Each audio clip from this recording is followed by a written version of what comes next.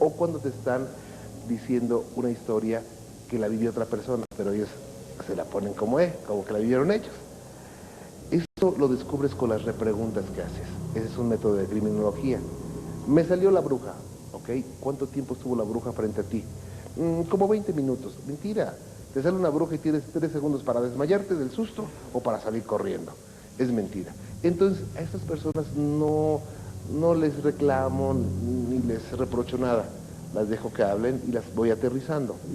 Pero esa vez nunca nos habíamos imaginado, por ejemplo, que un pacto con el diablo fuera como él nos determinó. Una vez me llaman del Monte, California, en los Estados Unidos, un joven que emigró de México a los Estados Unidos con sus 2 hermanitos, su mamá y su abuelita, porque pues querían mejorar su condición de vida.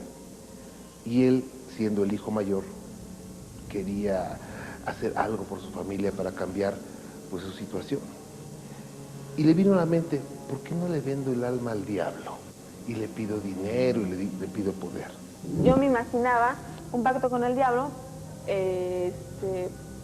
pues yo hago el pacto, le pido dinero, él me pide mi alma, hacemos ahí un trueque y pues ya, ¿no? Vivo feliz y disfruto lo que me dio. Pues no es así, o sea, en tu mismo pedir estás llevando la penitencia. Sucede que a los 11 meses después se le aparecen 3 sombras y le dicen, ¿quieres vender el alma? ¿Quieres poder? ¿Quieres dinero? Ok. No vas a tener que dar el alma de un ser querido. Dice, no, mis hermanitos no, mi mamá no, la quiero mucho, mi abuelita. Y mata a la abuelita y me narra cómo mata a la abuelita. ¿Qué sucedió realmente aquel viernes por la noche? Los oyentes del programa nunca se enteraron de todo lo acontecido. El conductor transmitió solo una parte de lo que ocurría. Me dio mucho miedo. Bueno, si yo aguanté, no puedo decir eso al aire, porque hay muchas personas que se me pueden sugestionar. Nos dimos cuenta, no nos pueden contar, no nos pueden decir que no es cierto porque lo vimos. Siendo ya espeluznante lo que Josué estaba contando, lo que sucedería a continuación lo sería mucho más. Al paso del tiempo, él ingresó a una escuela en los Estados Unidos y en muy poco tiempo llegó a ser doctor en biología, increíblemente. Le llegó mucho dinero y me contaba que a diario le llegaban 15 o 20 mil dólares que se tenía que gastar en ese día y que no podía hacer el uso de ese dinero para ayudar a ninguna persona. Porque él pedía dinero a cambio de su alma. Dijo, bueno, pues está bien. Pero la situación es que él tenía que gastarse ese mismo dinero el mismo día. Si no, a él le iba mal. Las entidades lo azotaban, le pegaban, lo torturaban. Eso me lo narraba por teléfono y pues era impresionante. Podrías creerlo o no. Digo, tal vez, o sea, ¿será posible o simplemente será una muy buena historia? ¿Inventó? Bueno, entonces él empieza a decirme, señor, aquí hay una persona enfrente de mí, un ente. Un ente, sí. Es una mujer que flota con una gran boca y que le sale una gran lengua. ¿Y qué? ¿Por qué está ahí? Es que ella ya se me ha aparecido y me golpeó la otra vez cuando le regalé dinero a uno de mis trabajadores y ahora está conmigo. Y trae algo en la mano y se pone a llorar. ¿Qué trae en la mano? Le pregunto. Dice, es una como cruz invertida y que tiene un ojo en el centro. Y me dijeron que cuando viera esto me iba a morir y se arranca llorando, ¿no? Y estando empezaron a suceder que veía una mujer y conforme te fue llevando a la situación con él, nos llevamos 2 programas, porque el primer programa y empezó a contarnos y entonces tú vas también escuchando lo que está pasando y esa vez hasta así como que los vellitos, como se dice cotidianamente, se me puso la piel de gallina, pero no solo a mí, a todos los que estábamos. Y entonces le hablo al pastor evangélico que es exorcista y que es muy comprometido con sus creencias y lo pongo en telefónica y el pastor le dice, tranquilo, ¿tienes una Biblia? Sí, abre la Biblia. No puedo abrir la Biblia, se me cayó la Biblia. Y entonces lo empiezan a golpear unas sombras. Dices, bueno, pues bien hecha, pero lo raro es que empiezan a hacer unos ruidos, así los diablos, y el pastor empieza a pelearse con ellos. Cállese, cállense, en el nombre de la sangre de Jesucristo les ordeno que se callen. Y entonces es ahí cuando me cae el 20 y digo, no lo pueden engañar con una historia falsa, ¿no? Si aún le quedaban dudas, pronto éstas se desvanecerían. Empieza a salir debajo de la mesa donde transmito un aire frío. No como el de refrigerador, sino un aire que te atravesaba hasta los huesos. Y la verdad empezó a darme un poquito de miedo. Ya era mucha la presión, el clima en la cabina se empezó a sentir helado, frío. Casi te podría asegurar que hablábamos y salía vaho. Empezó a tronar la cabina y le digo a mi productor, Nacho, préstame la Biblia. De esta forma, los conductores del programa de radio pasaron de ser receptores de la historia a convertirse en activos participantes de ella. Abro la Biblia y leo, el Salmo 91 y el 121 son muy fuertes. Lo empiezo a leer y la hoja se hacía así, se enrollaba sola. Digo, pero el viento no puede ser, no puede enrollar una hoja. Y la volví a desenrollar y otra vez solita se enrollaba. Pensamos que era una coincidencia, que era algo, pues, aire, ¿no? Podía ser. Nosotros en ese momento estábamos muy tensos. La narración de este chavo era muy dramática. La persona estaba en llanto, estaba arrepentido, estaba desesperado y nosotros así lo sentíamos. Nosotros nos veíamos a los ojos y los dos, o sea, hasta se nos llegaron a escurrir lágrimas, pero no por el llanto de la persona, sino porque estamos tan pendientes que ni siquiera nos dábamos oportunidad de parpadear. Sucede que, ok, se cerró la Biblia, la volvimos a abrir, pero ya fue demasiado obvio que se volvió a voltear la hoja. ¿Son agresivos los fantasmas? ¿Representan un peligro? En muchos casos, su aspecto, al menos, es claramente maligno. Era una primera comunión masiva o colectiva, donde hay muchos chiquillos y todos juegan, brincan, gritan, van, corren. No hay control con ellos, ¿no? No controlan a los niños, entonces es un ambiente pesado. Yo, de primera impresión, pensé que era eso. Pero al empezar a ver mi entorno y un poquito más arriba de la cabeza de la gente, empiezo a detectar energías volátiles, muy rápidas. Y yo dije, eso es lo que me está absorbiendo mi energía, es lo que me está haciendo sentir mal. Joaquín Reyes Martínez fue testigo de presencias fantasmales durante una misa, pero este testigo pudo brindar algo más que su relato. Llegando el momento en que se termina, agarro al niño y le digo, vente Iván, vámonos. En ese momento en el pasillo me intercepta un camarógrafo y me dice, la foto del recuerdo. Le digo, ok, la foto. No póngase derecho, nos toma la foto, pero en ese momento yo me hago para atrás porque siento cómo pasa algo frente a mi cara y me hago hacia atrás, pero no lo testifico hasta que veo la foto. Entonces me dice el camarógrafo, no se mueva por favor, va a haber otra foto porque esta salió mal. En ese momento le digo, yo quiero esa foto. ¿Qué es lo que se ve en la foto? ¿Se trata de una energía especial o es simplemente un efecto de luces sobre el lente interpretado por un testigo sugestionado? Es para mí lo que yo había visto, que son entes, demonios. De hecho, cuando veo la foto, veo entre el niño y yo tengo la mano sobre el niño, él ligeramente agacha la cabecita, a mí me avientan un poco hacia atrás y en eso entra, en la foto está una garra de luz tocando la cabeza del niño, está la garra, está el brazo, está el dorso y está esta cosa que tiene cara como de simio, se está riendo, se le ven los colmillos y está echado hacia atrás, con unas orejas puntiagudas, los bigotes le salen de una forma así de grandes, ¿no? Todo es luz, todo es energía. Y yo quiero verle algo diferente, porque yo estaba muy convencido de eso. Pero también llegué a pensar algo me pasó, no es cierto. Me pongo a ver la foto y empiezo a ver si había alguna luz que hubiese emitido un resplandor y que eso haya sido lo ocasionado por eso. Pero hay dos cosas, no hay focos de frente. Dos, que el mismo camarógrafo de esa reunión, de esa misa, me comentó que no era la primera que le había sucedido, que ya llevaba 7 anteriores malas. ¿Por qué atacan a la gente estos fantasmas? Las respuestas que algunos investigadores han encontrado son tan lógicas como escalofriantes. Ellas tal vez den una pista acerca del gran interrogante. ¿Qué quieren los muertos en el mundo de los vivos?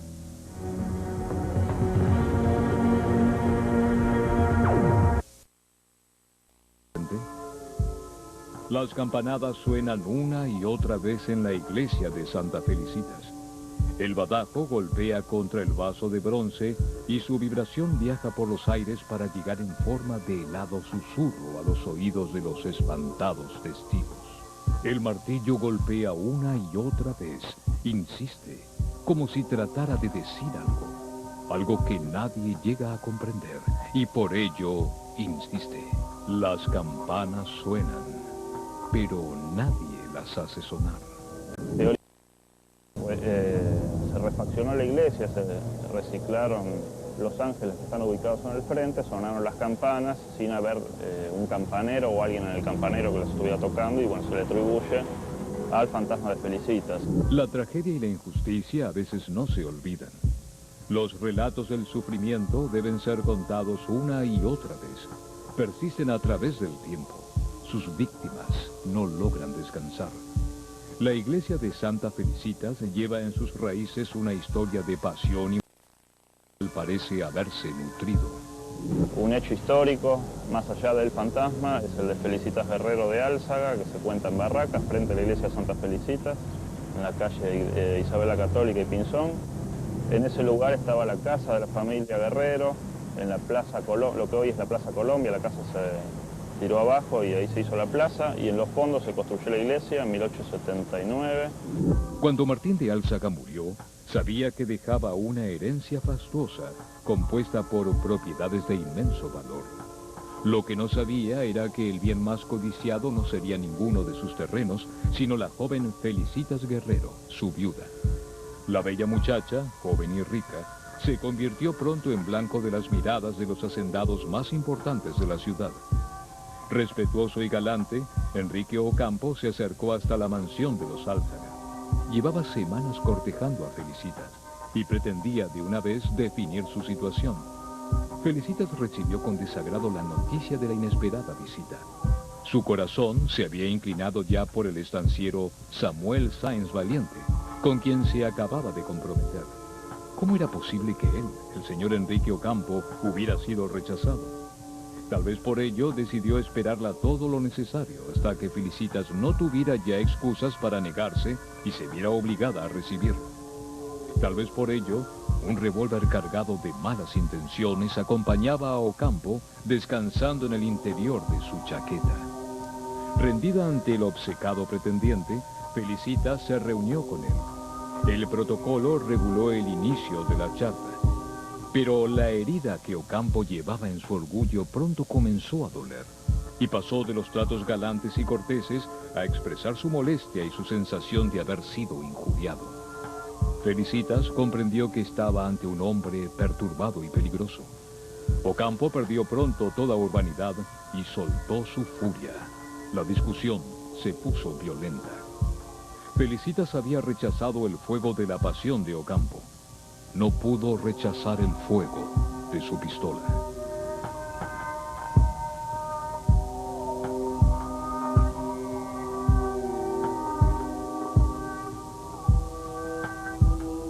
Pero lo que a la gente le extraña es la aparición supuesta del fantasma los días 30 de enero, que es el día del aniversario de la muerte de ella, del asesinato de ella.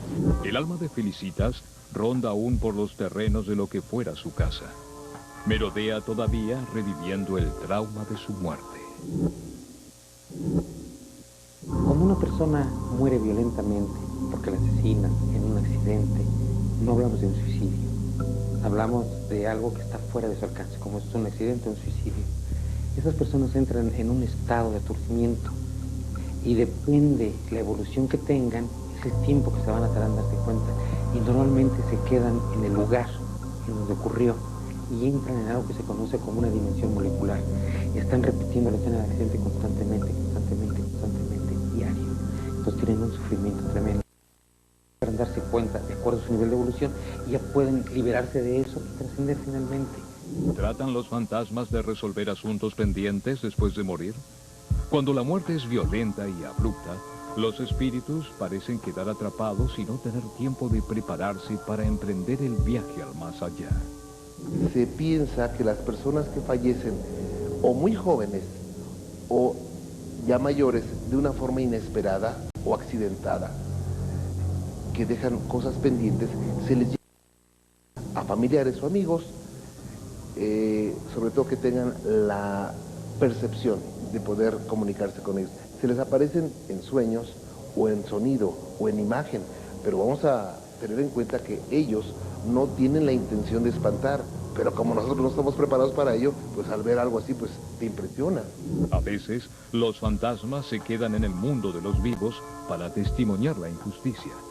Otras veces, para dar fe del horror. En esta historia de Rufina, cuando yo la desarrollé literariamente en el libro Historias ocultas en la Recoleta, tomé muy en cuenta todos estos factores que de alguna manera confluyen en su muerte, tan joven y en circunstancias tan particulares, ¿no? Su situación de hija primero ilegítima, luego legitimada, la desigualdad de sus padres frente a la sociedad, el ámbito, pese al dinero que ella tenía, el ámbito relativamente estrecho en que tenía que moverse. Corría el año 1903. Rufina Cambaceres, hija de un famoso escritor fallecido, se disponía a asistir esa noche a una velada en el Teatro Colón. Hay muchos detalles extraños, ominosos, ¿no?, que signan esta muerte.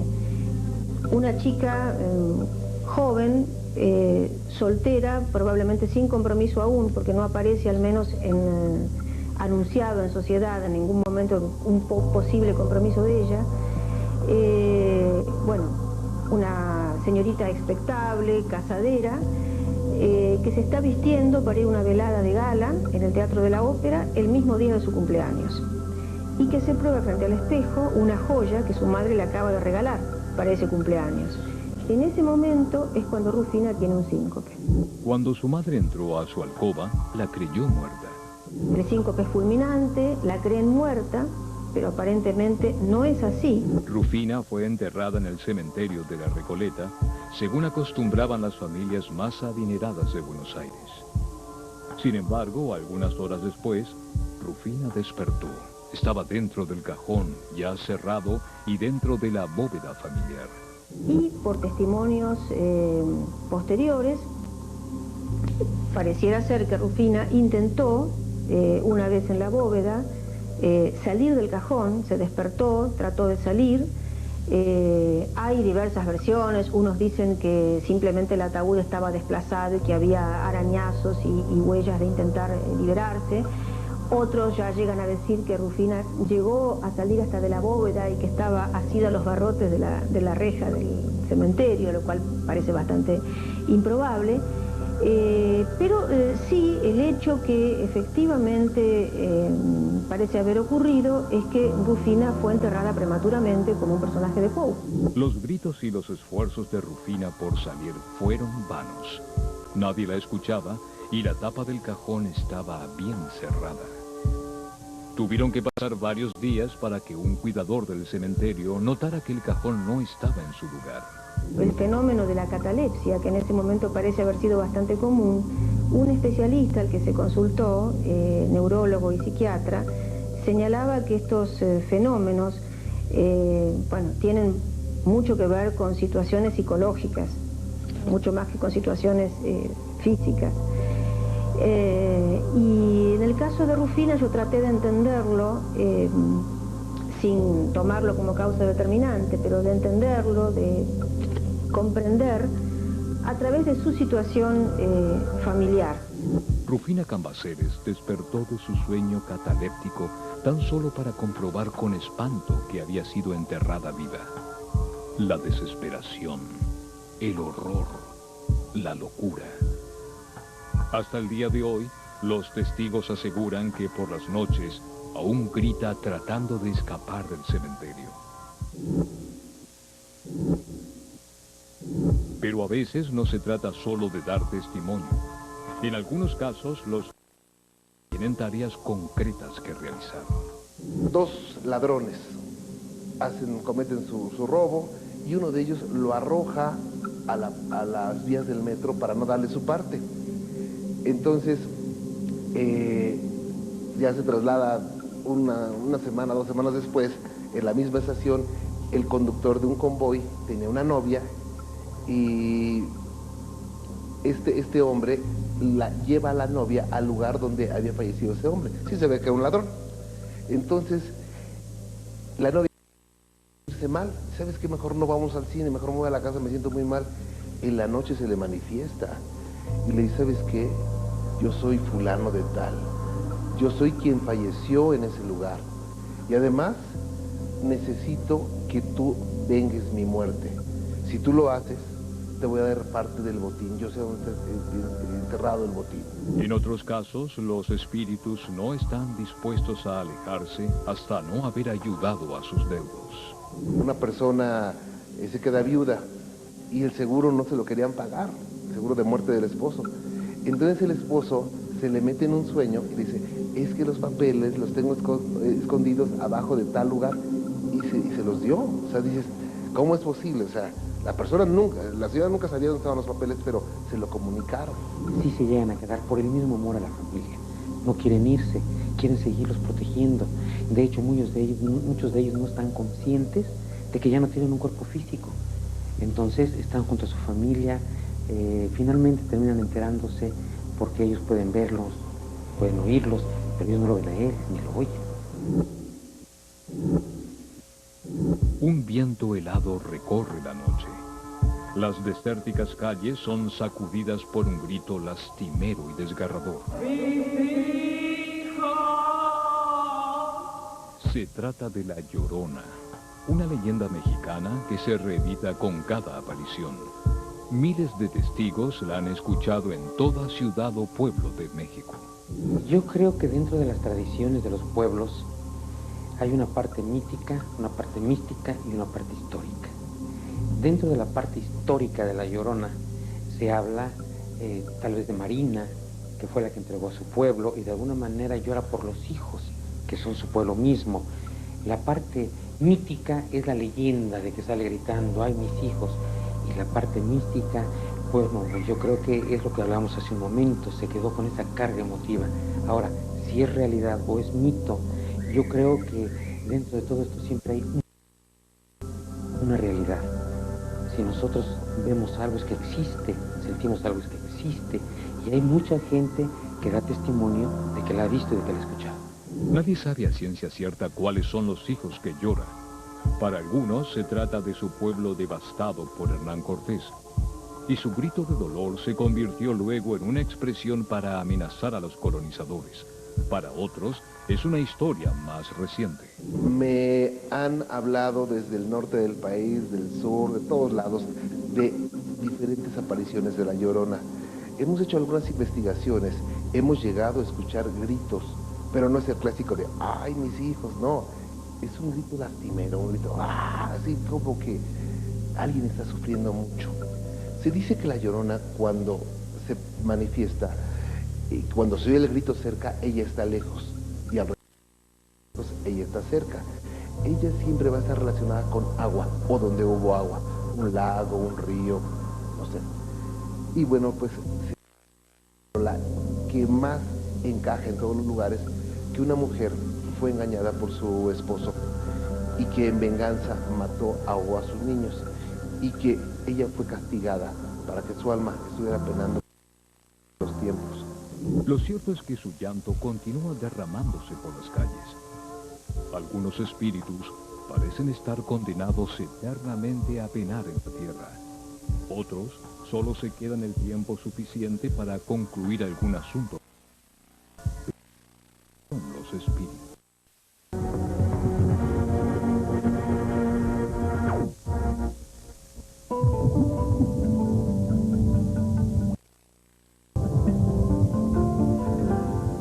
descubriendo infinito. Abre tu mente. Tierra. Las mejores propuestas para una vida saludable y una buena alimentación. Aire. Un camino hacia el autoconocimiento a través de la astrología y las mancias. Fuego. El descubrimiento de los enigmas y misterios de nuestro mundo. Agua. Las vías de acceso a la vida interior y la agua. Nuevos espacios. Como percibir la existencia de aquello que no existe. Cuando la misma muerte invade el mundo de los vivos, nada puede contener el espanto. Una línea aérea muy famosa, tenía un vuelo que salía de México, Nueva York, París. Entonces, las personas de ese vuelo, que no voy a decir bien el número porque no van a identificar, se quejaban de que los espantaban en el baño o donde estaban sentados. Sentían que les respiraban aquí en los oídos, o iban al baño y en el espejo les ponían recados, y era la queja constante hacia las azafatas. Oye, espantan en este avión. No, señora, cálmese, ¿no? ¿Cómo van a espantar?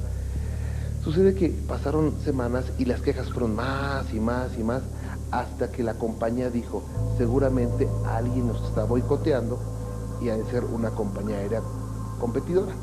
Pues contratan una agencia de investigaciones en los Estados Unidos, y un investigador, 52 años, dice, vamos a ver si es cierto que espantan, ¿no? ¿Quién quiere jugar una broma a los pasajeros? Y toma el vuelo. El investigador pronto descubriría que no se trataba de una broma. Cuando estaban en el Inter de México, de Nueva York a París, él estaba en un asiento, estaba durmiendo, y que lo empiezan a ahorcar, y empieza, ¡ah! Y la gente se empezó a levantar y a ver qué le pasaba al señor. Pensaban que era un ataque.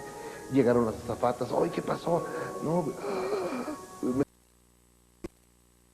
Y le descubren y ven que se le hundía aquí, como si una mano le estaba apretando, ¿no? Y total, pasaron minutos y lo soltaron. Espantadísimo. Llega para... De ninguna manera quiere regresar a ese mismo avión, se regresó por otra línea, ¿no? Un cubano, una persona cubana, directiva de esa empresa de aviación, dice, aquí hay algún espíritu o algún diablo o algún ente que está causando esto. Y los americanos dijeron, ay, ¿cómo que estás loco? ¿Cómo crees en esas cosas? No, sí. Es más, de mi bolsa yo voy a pagar a un parapsicólogo que venga a investigar. Y de su bolsa sacó y trajo a unos investigadores y hacen la misma trayectoria, y resulta que ese avión estaba plagado de energías negativas y de que tenían como esclavos a espíritus de personas muertas, porque ese avión había servido para trasladar los cuerpos de la matanza de Guyana, del suicidio colectivo de Guyana, y ahí se... Algo muy interesante, ¿no? ¿Son los fantasmas el espíritu? Si es así, cabe preguntarse cómo es posible que haya en su vida una continuidad del alma persistiendo en el mundo terrenal. ¿Existe acaso alguna conexión con el más allá? Se habla de 7 dimensiones fundamentales o básicas, se habla de 49 planos de existencia, porque vamos a recordar que cada dimensión es como, son 7 dimensiones, 7 por 7, 49, están en octavas. Si nosotros vemos los olores, vemos los colores y vemos los sonidos, todos se mueven en octavas superiores y en octavas inferiores, pero son 7. La octava en cuestión, 3 hacia arriba y 3 hacia abajo, nos dan 7, por 7, 49 planos de existencia. Nosotros somos de la tercera dimensión. Pero si las dimensiones están interconectadas, ¿por qué solo en algunos casos esta continuidad se muestra? Los seres humanos pensamos que somos un ser humano que tiene experiencias espirituales. O sea que de alguna manera estamos entrando en un mundo que desconocemos, que a veces percibimos, a veces no, a veces sentimos, a veces no. Es exactamente a la inversa. Nosotros somos seres espirituales que tenemos experiencias humanas. El cuerpo físico no es más que un vehículo, de varios vehículos que tenemos. Es un vehículo que nos permite manifestarnos en este plano. Ese vehículo tiene sus propias características, que son los 5 sentidos, para ponernos en contacto con esta tercera dimensión, o sea, con la dimensión de formas. Como espíritus, venimos de la misma naturaleza que fue creado todo el universo. Todo el universo es espiritual o energético. Será lo mismo, nosotros somos energía consciente. ¿De qué están hechos los espíritus? ¿Cómo pueden ser percibidos por los sentidos si no tienen alguna existencia material? Y si podemos ver, por ejemplo, qué son los átomos, cómo se juntan para formar una molécula, vamos a darnos cuenta que hay átomos que no se juntan con otros, porque no son compatibles. Entonces, no pueden juntarse jamás para formar una molécula de lo que no se conoce, o de lo que es armónico. Hay una ley cósmica que se llama de atracción y repulsión. Todo se atrae y se repele según su naturaleza. Si nosotros tenemos un átomo con una vibración específica, puede juntarse con otro, porque los átomos vibran, son como sistemas solares. Pero si hay uno que no es análogo a él, rebotan, se repelen. Entonces, toda la energía del cosmos es consciente, en diferentes organizaciones y en diferentes niveles. Nosotros somos solamente un nivel. Si los fantasmas o los espíritus son finalmente energía, entonces debería haber alguna forma de recoger evidencia física de su existencia. Numerosos investigadores se han abocado al tema. Sabemos muy bien que la energía no se crea ni se destruye, solo se transforma. Entonces, se ha pesado también cuánto pesa esta energía llamada alma. Tiene un peso. Y se sabe que cuando una persona muere, hay un momento determinado en que al abandonar esta energía, el cuerpo de esa persona, se aligera ese cuerpo. De tal manera que hay algo físico ahí. Algunos investigadores no descartan que los fenómenos fantasmales tengan su origen en civilizaciones técnicamente más avanzadas que lograron un uso ilimitado de estas posibilidades. También se habla de que los seres extraterrestres dominan al menos 11 dimensiones, de tal forma que pues podría ser la conexión que existiera con los seres venidos de otros planetas con profundos conocimientos, ¿no? Yo no sé si en algún momento ellos podrían incluso llegar a estar en contacto con estas entidades ya desaparecidas. Resulta por demás interesante. Es muy difícil dar cualquier tipo de respuesta a una pregunta así, ¿no? Pero pues la posibilidad como tal existe. Todos están de acuerdo en que se trata de especiales manifestaciones energéticas. Los fantasmas están constituidos por energía, más sutil que la de nosotros. Es materia, pero más sutil.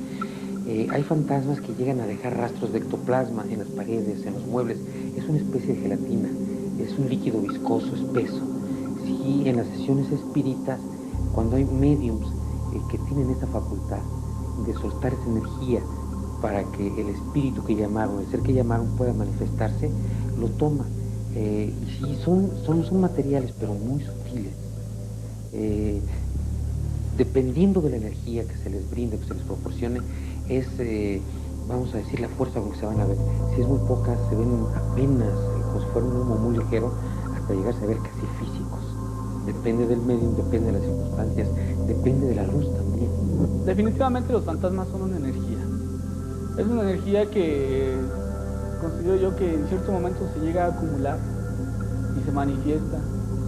No podría decirte si esta energía tiene inteligencia para mover las cosas voluntariamente. Lo que sí te puedo decir es que a veces cuando hemos tenido relación o contacto con energías de este tipo, pues sí llegamos a sentir que tienen inteligencia, ¿no? Que se mueven buscando un fin, un objetivo. Los fantasmas definitivamente, muchas veces las personas los generan en su cabeza. Pero ya cuando es más de una persona, 2 o 3, que pueden ser testigos de su presencia, ya no hay duda, no cabe duda. Y que sean explicaría por qué asustan. Sería una cuestión de supervivencia. La gente, una de las cosas que más los engancha es el temor. Vamos a ver que son seres espirituales energéticos. De hecho, no van a ingerir un alimento como lo hacemos nosotros, físico, a través del cual van a sacar nutrientes. No, ellos son energéticos, se alimentan de energía. Entonces, en el momento, por eso asustan, en el momento que un ser se te aproxima y tú te espantas, hay una segregación de adrenalina. Entonces es una explosión energética tremenda y eso es lo que ellos comen. Entonces la pasan espantando gente para poderse alimentar. Y entre más te espantas y entre más miedo tienes, más se alimentan y más crecen. Algunos fantasmas tratan de compartir su dolor. Otros gritan a través del tiempo la injusticia que han padecido. Advierten sobre futuros infortunios. Informan sobre tragedias ya sucedidas. Pagan deudas inconclusas. Expían sus culpas. O parecen obedecer a oscuros impulsos demoníacos. Pero tienen algo en común. Todos abrigan alguna tarea. Algo les ha quedado pendiente y resuelto en los tiempos de la vida. Pero los tiempos y las formas de la muerte parecen distintos. Las tareas pendientes parecieran no tener fin. A cambio, la muerte le brinda a los fantasmas la eternidad para seguir intentándolo. En su repetición, tratarán de que no queden lágrimas por llorar, ni promesas sin cumplir, ni clamores sin ser oídos. Por eso asustan, generan compasión. Los fantasmas brindan cierta esperanza, la de que tal vez no todo termine cuando termina. Por eso fascinan a quienes los encuentran en este mundo. No albergo la menor duda de que el mundo angélico es muchísimo más poderoso, muchísimo más rico, bello y apasionante que el de los demonios. Y así como el demonio alguna vez se puede acercar a nosotros, los ángeles, el ángel de la guarda, siempre está a nuestro lado, siempre. Con lo cual, pues es siempre una ayuda el pensar eso. A mi lado hay un espíritu angélico que le han dado esta misión, la de protegerme, la de ayudarme en todo momento.